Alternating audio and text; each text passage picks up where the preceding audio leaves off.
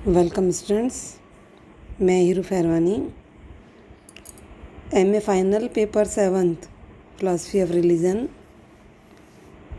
हम कर रहे थे धार्मिक अनुभव और रहस्यवाद। कल हमने धार्मिक अनुभव के प्रकारों पर चर्चा की थी, जिसमें हमने धार्मिक अनुभव के 4 प्रकार का वर्णन किया था। वो थे इंद्रियात्मक अनुभव, नैतिक अनुभव, सौंदर्यात्मक अनुभव और चौथा धार्मिक अनुभव। तो पहले 3 पर चर्चा हो चुकी है। आज हम धार्मिक अनुभव का स्वरूप पर चर्चा करेंगे। धर्म के स्वरूप पर हम सबसे पहले स्टार्ट में ही जब ये पेपर शुरू किया था, आपको धर्म के बारे में पहले ही मैं पढ़ा चुकी हूँ। आज है धार्मिक अनुभव। धार्मिक अनुभव, जैसा कि नाम से स्पष्ट है कि यह शब्द जो है अनिवार्य रूप से धर्म से ही संबंधित है। अधिकतर दार्शनिक जो हैं वे कहते हैं कि जो धर्मपरायण व्यक्ति हैं या जो धर्म को मानने वाले भक्त हैं, वे किसी अलौकिक या देवी सत्ता का जो उन्हें एक विशेष प्रकार का अनुभव प्राप्त होता है, उसे ही धार्मिक अनुभव कहते हैं।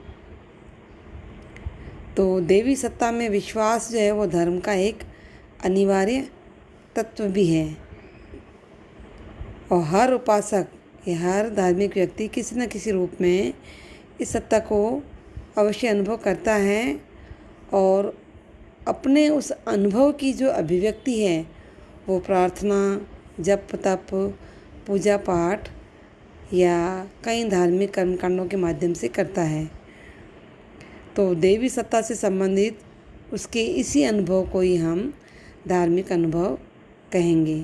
तो इस प्रकार किसी देवी सत्ता पर पूरी तरह से निर्भरता, उसके प्रति अखंड श्रद्धा, सम्मान, प्रेम, आत्मसमर्पण और पूजा की भावना, ये सभी जो हैं धार्मिक अनुभव के अनिवार्य और मूल तत्व हैं, जो उसे दूसरे सभी प्रकार के अनुभवों से अलग करता है और उसे एक विशेष प्रकार के अलौकिक अनुभव से परिपूर्ण बनाता है। ठीक है, तो ये तो हुआ धार्मिक अनुभव। एक दार्शनिक हैं रुडोल्फ ओटो। उन्होंने अपनी पुस्तक में the idea of the Holi में धार्मिक अनुभव के स्वरूप की बहुत ही विस्तार से व्याख्या की है। वे कहते हैं कि यद्यपि धार्मिक अनुभव में बौद्धिक और निर्बौद्धिक दोनों तत्व विद्यमान रहते हैं, परंतु फिर भी उसमें जो निर्बौद्धिक तत्व है उसकी प्रधानता ज़्यादा रहती है। क्यों रहती है? इसका कारण ये है कि धार्मिक अनुभव जो है मुख्य रूप से विचारात्मक नहीं होता, बल्कि भावनात्मक होता है। यानी उसमें बुद्धि के द्वारा तर्क करने की आवश्यकता नहीं होती है। इस अनुभव की तुलना सुख दुख की उन अनुभूतियों के साथ भी की जा सकती है जिन्हें मानव जो है महसूस करता है, किंतु जिनका वो ठीक तरह से वर्णन नहीं कर पाता है। तो इस दृष्टि से जो भावनात्मक अनुभव है, उसी की तरह ही धार्मिक अनुभव को भी हम अवर्णनीय कह सकते हैं। अवर्णनीय का मतलब है जिसको भाषा में अभिव्यक्त न किया जा सके। ठीक है, तो जो तत्व धार्मिक अनुभव को दूसरे अनुभवों से अलग कर रहा है और जो इस अनुभव का वो मूल तत्व है, उसे ओटो ने दिव्य अनुभूति या दिव्य तत्व कहा है। और ये जो दिव्य अनुभूति है, इसी का ही ओटो ने विस्तार से अपनी पुस्तक में विवेचन किया है। उनका कथन है कि इस अनुभूति में भय है और श्रद्धा युक्त विस्मय यानी आश्चर्य है, रहस्य है और और प्रेममय तीव्र आकर्षण भी है। तो इस तरह से ये तीन तत्व जो है अनिवार्य रूप से इस दिव्य अनुभूति में विद्यमान रहते हैं। इसके अतिरिक्त वह अपने आराध्य विषय के स्वरूप को समझने में असमर्थ होने के कारण उसे अत्यंत ही रहस्यमय पाता है। तो इस दृष्टि से एक धार्मिक व्यक्ति को अपना उपास्य विषय समस्त सांसारिक वस्तुओं से अलग तरह का ही प्रतीत होता है। आराध्य विषय के प्रति जो ये तीव्र आकर्षण है उससे प्रेरित होकर के उपासक जो है उससे प्रेम करने लगता है और अपने आप को उसके प्रति पूरी तरह से समर्पित भी कर देता है। ठीक है, तो इस तरह से धार्मिक अनुभव का ये अंतिम तत्व जो है भक्त के लिए उसके अनुभव को आनंदमयी बना देता है।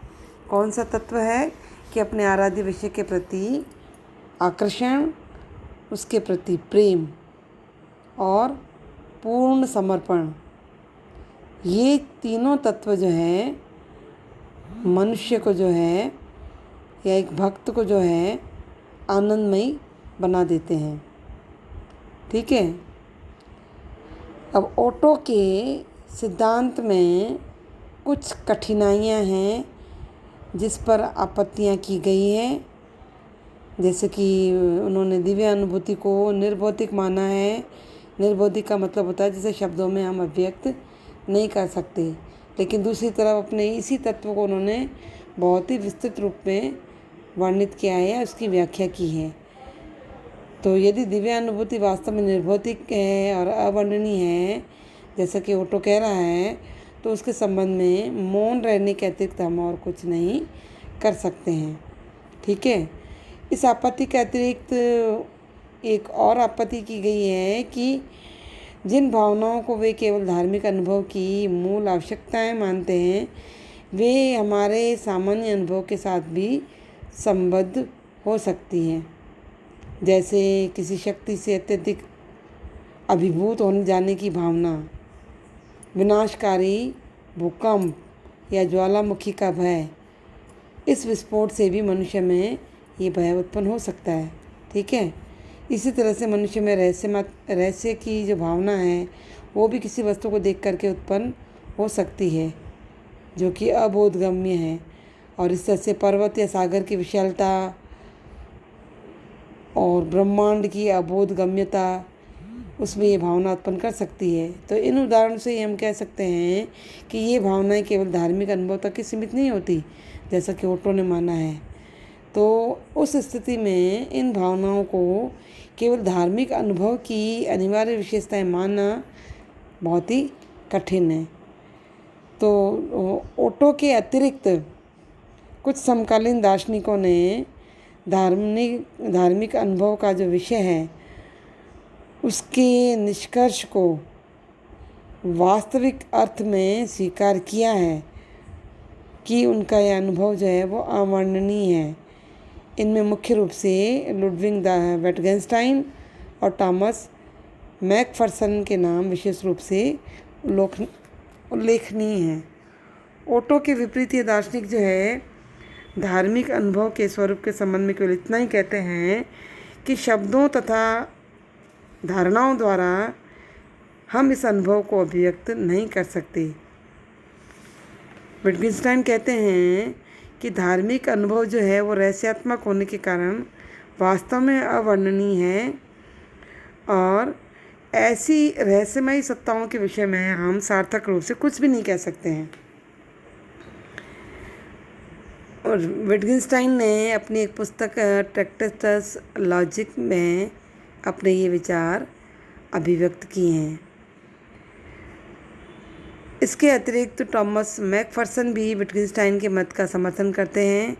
वे भी मानते हैं कि धर्म से संबंधित कुछ बातों के संबंध में हमें मौन रहना ही एकमात्र उचित विकल्प लगता है। ठीक है, परंतु कठिनाई यह है कि ऐसी स्थिति में धार्मिक अनुभव को धर्म दर्शन की परिधि से परे मानना पड़ेगा, जिसके कारण इस अनुभव के स्वरूप की व्याख्या और इसकी प्रामाणिकता की परीक्षा जो करना है वो संभव नहीं होगा। ये प्रश्न उठाया गया है। तो धार्मिक अनुभव का क्षेत्र जो है बहुत ही व्यापक है। क्यों? क्योंकि ये प्रत्यक्ष या अप्रत्यक्ष रूप से मानव जीवन के सभी महत्वपूर्ण पक्षों को प्रभावित करता है। सामान्यतः इस अनुभव को भावना प्रधान माना जाता है, जो उचित भी है, किंतु इसमें भावना के साथ साथ ज्ञान, संकल्प भी विद्यमान होता है। तो इस तरह से इन तीनों तत्वों में से किसी भी एक तत्व की अगर उपेक्षा कर दी जाए तो हम धार्मिक अनुभव के स्वरूप को हम भलीभांति नहीं समझ सकते हैं। ठीक है, तो सबसे पहले इस अनुभव में ज्ञान के तत्व को स्पष्ट रूप से देखा जा सकता है। यानी किसी भी देवी सत्ता में उपासक का जो विश्वास है वो इस अनुभव का अनिवार्य मूल आधार है, जिसके बिना इसकी उत्पत्ति संभव नहीं है। हर भक्त के मन में अपने विश्वास को असंदिग्ध रूप से सत्य मानना पड़ता है।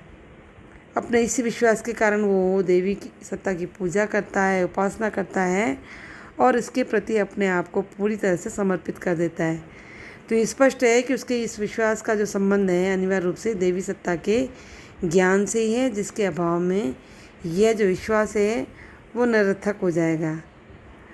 परंतु धार्मिक अनुभव में कहते हैं कि पूजा और समर्पण की भावना की उपस्थिति पर्याप्त नहीं होती। कुछ विशेष धार्मिक कर्म कांडों के माध्यम से भी इसकी अभिव्यक्ति की आवश्यकता हो जाती है। तो इस भावना से प्रेरित होकर उपासक जो एक विशेष प्रकार का आचरण करता है, वो प्रार्थना, पूजा, जप, तप, सत्संग, कीर्तन आदि उपासक की क्रिया अपने आराध्य विषय के प्रति समर्पण की भावना की अभिव्यक्ति के आधार पर करता है। तो ठीक है, तो इस तरह से धार्मिक अनुभव जो है उसमें ये तीनों तत्व, ज्ञान, भावना और क्रिया, ये तीनों तत्व जो है अनिवार्य रूप से उपस्थित रहते हैं। तो धार्मिक अनुभव की एक विशेषता यह भी है कि इसमें इंद्रियजन्य अनुभव, सौंदर्यात्मक अनुभव और नैतिक अनुभव, इन तीनों को ही किसी न किसी रूप में धार्मिक अनुभव में देखा गया है। तो इस दृष्टि से धार्मिक अनुभव को सबसे व्यापक अनुभव कह सकते हैं। इंद्रियजन्य अनुभव का धार्मिक अनुभव के इस क्रियात्मक तत्व के साथ अनिवार्य संबंध रहता है। जब उपासक पवित्र धर्म ग्रंथों में, मूर्तियों में या अन्य धार्मिक वस्तुओं को देखता है या कीर्तन में प्रयुक्त शब्दों और संगीत की ध्वनि सुनता है, धार्मिक स्थलों में अर्पित किए जाने वाले सुगंधित पुष्प, धूप आदि की सुगंध का आनंद प्राप्त करता है, पूजा पाठ करते समय कुछ विशेष शब्दों का उच्चारण और अन्य शारीरिक चेष्टाएं करता है, तो ये सारी इंद्रियजन्य अनुभव के माध्यम से ही संपन्न होती हैं। तो इस इंद्रिय अनुभव के साथ साथ में सौंदर्यात्मक अनुभव भी धार्मिक अनुभव में प्राय सम्मिलित रहता है। बहुत प्राचीन काल से ही धर्म के साथ संगीत, चित्र, मूर्ति, स्थापत्य और ललित कलाओं का भी घनिष्ठ संबंध रहा है। तो हम पहले अध्याय में ये स्पष्ट कर चुके हैं कि धर्म जो है मनुष्य के आचरण पर बहुत ही गहरा प्रभाव डालता है, इसलिए नैतिकता धर्म का अनिवार्य तत्व है।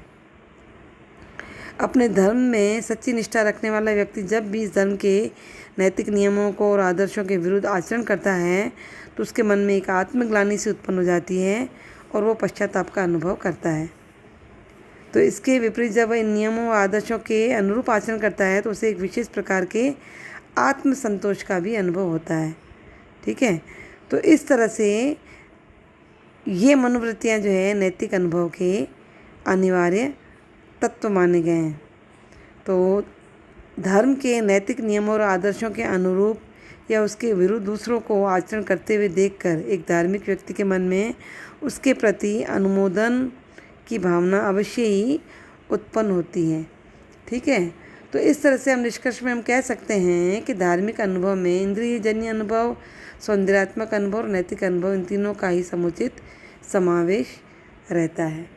ठीक है, तो ये हुआ धार्मिक अनुभव का स्वरूप। नेक्स्ट डे हम धार्मिक अनुभव के साथ में जो एक चैप्टर रह गया है रहस्यवाद, उसकी चर्चा करेंगे। ठीक है, थैंक यू।